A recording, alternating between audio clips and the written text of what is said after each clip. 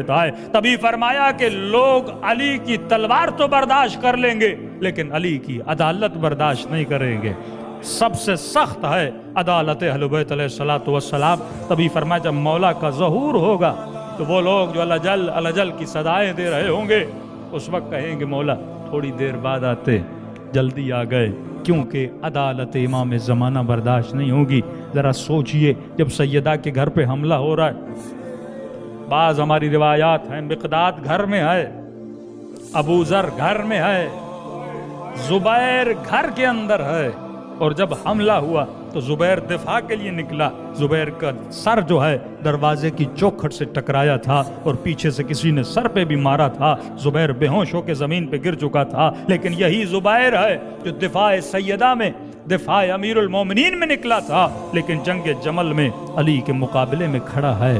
کیوں کھڑا ہے؟ کیونکہ زبیر پوری زندگی علی جیسی گزار نہ سکا تھا۔ تب امام نے فرمایا زبیر وہ وقت یاد کر کہ جب میرے چہرے کو دیکھ کر بولتا تھا کہ علی کے چہرے کو دیکھنا عبادت ہے، آج اسی چہرے کے مقابلے میں تلوار کو نکال کے کھڑا ہے۔ تو عزیزو یہ معاملہ بڑا حساس ہے۔ زبیر کیوں مولا کے مقابلے میں آیا؟ کیونکہ حضرت علی کی عدالت زبیر سے برداشت نہیں ہو رہی تھی۔ جب خلافت پر پہنچے امام نے کہا پچھلی خلافتوں میں جس نے بیت المال کا ایک بھی سکہ اپنے گھر پہ لگایا ہے، علی اس کے حلقوم سے وہ سکہ نکالیں گے، میں کسی کو کھانے نہیں دوں گا۔ یہ پوری ٹیم مولا کے پاس آئی اور کہنے لگے یا علی پچھلی خلافتوں میں جو ہوا تو وہ چھوڑ دے، آگے جو کھائے جو تیری سزا ہم ماننے کے لیے تیار ہیں۔ یا علی پچھلے حساب و کتاب میں کیوں پڑھتا ہے، آگے کی طرف دیکھ۔ امام فرماتے نہیں، امام تب ہوتا ہے جب پچھلوں کے لیے بھی عدالت کرے،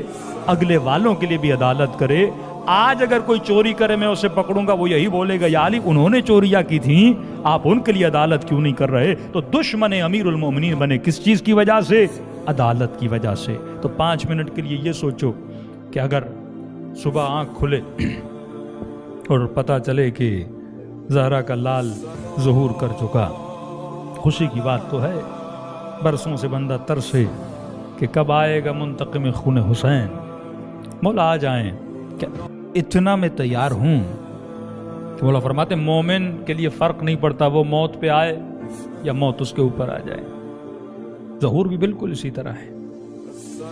جو حقیقی عاشق ظہور امام ہیں وہ اتنے پریشان نہیں ہوتے، کیونکہ انہیں پتا ہے کہ جو امام چاہتے ہیں ویسے تو ہم ہیں، اگر آ بھی گئے تو ہم تیار ہیں، اگر نہیں بھی آئے تو دعائے عہد کے جملے ہیں کہ مولا اگر میں مر جاؤں تو انہیں یقین ہوتا ہے کہ مرنے کے بعد بھی مجھے ظہور کے بعد قبر سے اٹھایا جائے گا اور امام کے لشکر میں شرکت دلوائی جائے گی۔ سوال یہ اگر مولا کا ظہور ہو جائے کیا وہ تیاری ہے ہماری کہ ہم بول سکے کہ مولا جیسا آپ نے کہا تھا ویسی ہم نے زندگی گزاری؟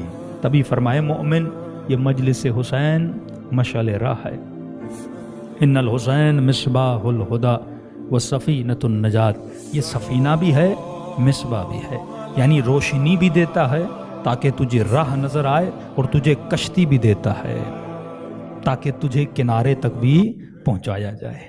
یہ ان ہادیوں کی طرح نہیں ہے صرف بولے کہ وہاں تک چلے جاؤ، یہ راستہ بھی بتاتے ہیں اور ہاتھ میں ہاتھ بھی ڈالتے ہیں اور تجھے حقیقی راستے لے کر بھی جاتے ہیں۔ تو سوال یہ ہے کون ہے جو اس سفینے میں چڑھنے کے لیے تیار ہو؟ اور علماء فرماتے ہیں یہ سفینہ نام ہے مجلس حسین کا۔